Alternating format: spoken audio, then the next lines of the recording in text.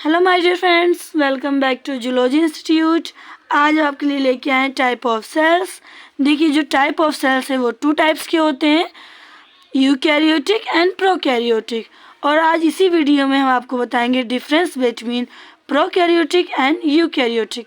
Means मतलब prokaryotic और eukaryotic में अंतर बताएंगे।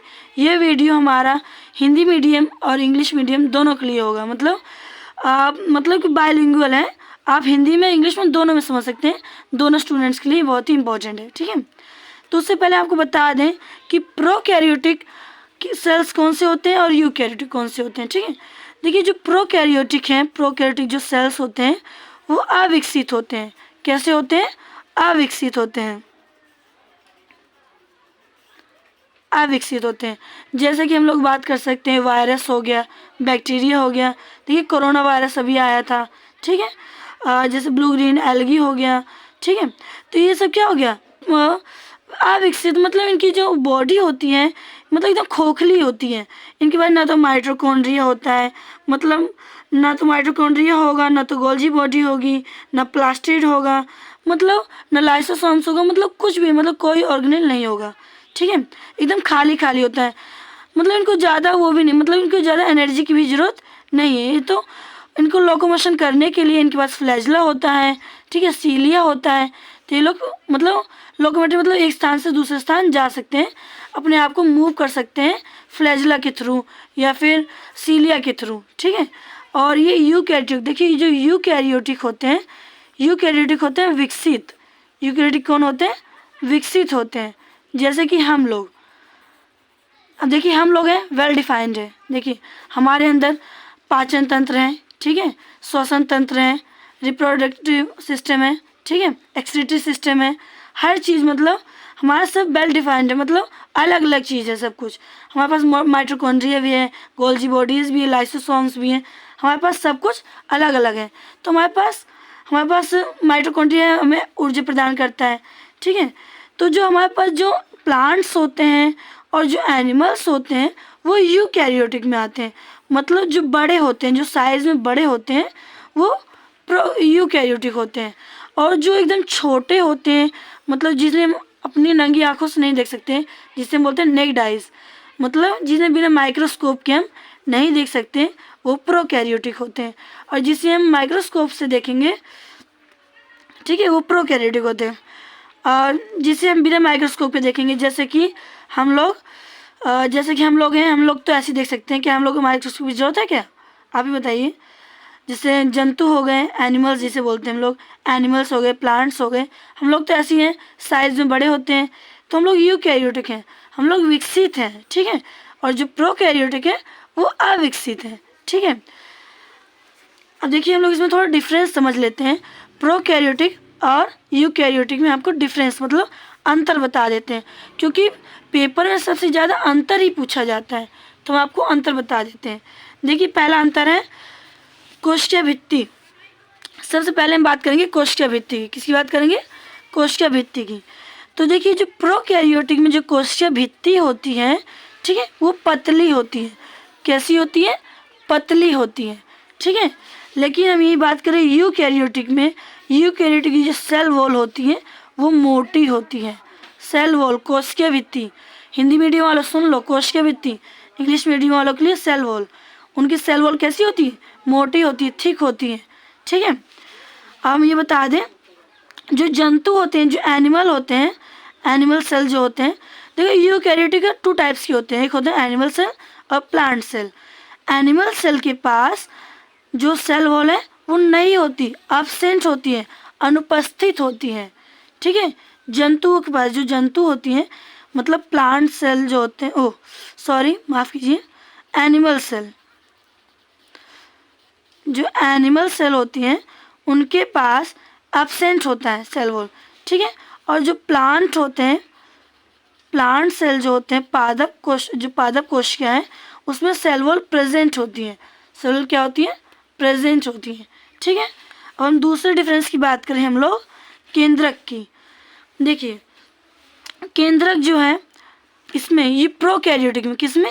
प्रोकैरियोटिक में केंद्रक अविकसित होता है। मैंने बताया ना, अविकसित। केंद्रक मतलब जिसमें डीएनए होता है, इसमें अविकसित होता है केंद्रक, ठीक है।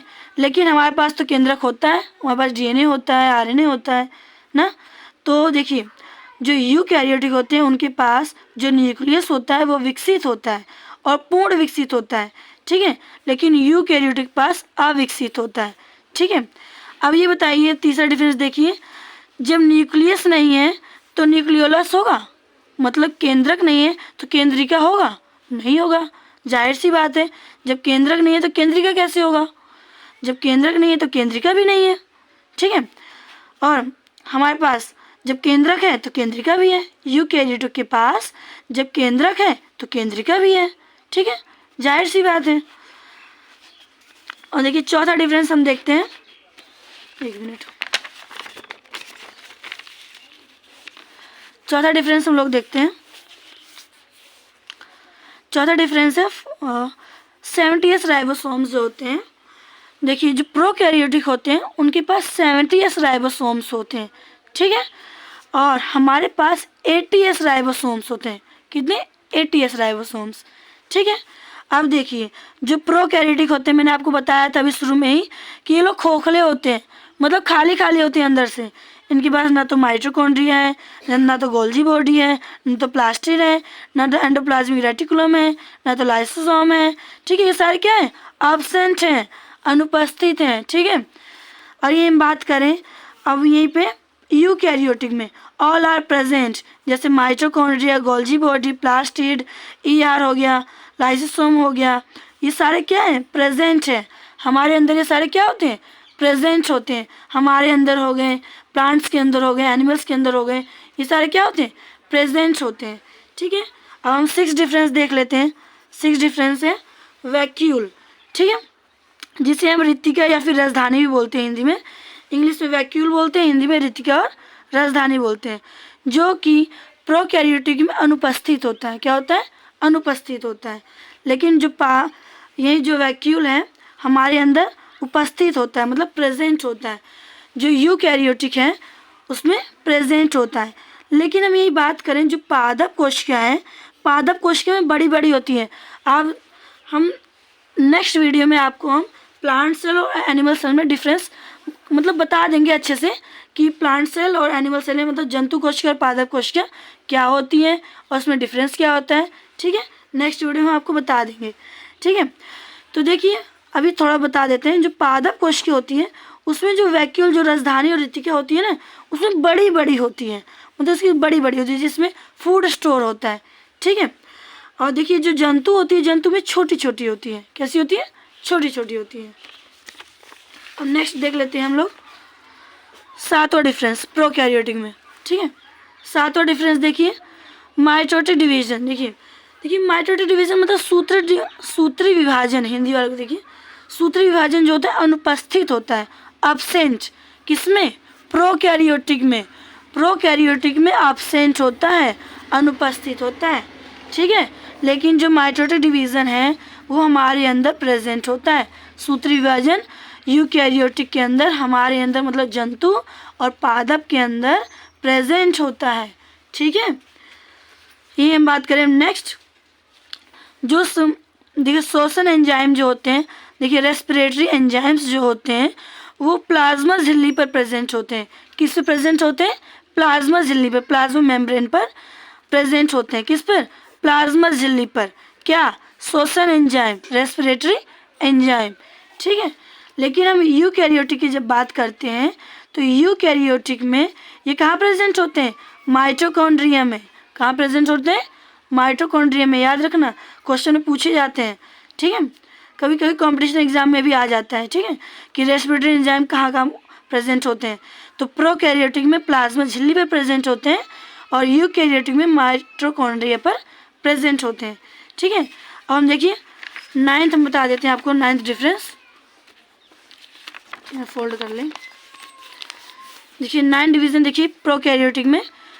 देखिए माइक्रोट्यूब्यूल्स होते हैं, सूक्ष्म नलिकाएं जिसे हम बोलते हैं हिंदी में, और माइक्रोफिलामेंट जिसे सूक्ष्म तंतु क्या बोलते हैं? सूक्ष्म तंतु।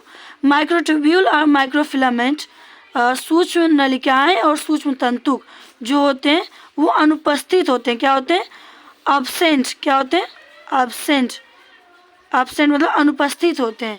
लेकिन ये माइक्रोट्यूब्यूल्स और माइक्रोफिलामेंट्स मतलब सूक्ष्म नलिकाएं और सूक्ष्म तंतुक जो होते हैं हमारे अंदर प्रोकैरियोटिक के अंदर प्रेजेंट होते हैं, उपस्थित होते हैं। क्या होते हैं?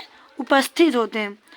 अभी हम बात करें कुछ एग्जाम्पल्स की बात कर लेते हैं हम लोग। अब लास्ट में एग्जाम्पल्स तो पूछे जाते हैं, एग्जाम्पल नहीं लिखेंगे तो कैसे पता चलेगा कि प्रोकैरियोटिक में क्या आता है, यूकैरियोटिक में क्या आता है? लिखना भी तो जरूरी है ना। तो देखिए प्रोकैरियोटिक में देखिए बैक्टीरिया हो गया, ब्लू ग्रीन एल्गी मतलब जिसे नील शैवाल बोलते हैं, ठीक है, माइक्रोप्लाज्मा हो गया, वायरसेस हो गए, ठीक है, जैसे कोरोना वायरस आया था वो। तो ये सारे क्या हो गए? प्रोकैरियोटिक हो गए, जिसे हम नंगी आंखों से नहीं देख सकते। ये साइज में कैसे होते हैं? छोटे छोटे होते हैं। कैसे? छोटे छोटे होते हैं, ठीक है। आइए हम बात करें इसमें यूकैरियोटिक की। तो यूकैरियोटिक में जो पादप कोशिकाएं होती हैं, पादप कोशिकाएं, जंतु कोशिकाएं, इसमें पादप कोशिका, जंतु कोशिका आती है और ये मतलब साइज में कैसे होते हैं? बड़े बड़े होते हैं। इनको मतलब कि आराम से हम लोग देख सकते हैं, माइक्रोस्कोप की जरूरत नहीं है, ठीक है। इसमें बड़े बड़े आते हैं, जैसे बड़े जंतु हो गए, कोई बड़े जंतु हो गए वो आते हैं, ठीक है। अगर आपको मेरी वीडियो समझ आई हो तो प्लीज़ लाइक ज़रूर करें और बेल आइकन को प्रेस करना बिल्कुल ना भूलें और मेरी नेक्स्ट वीडियो का इंतज़ार करें। Thank you.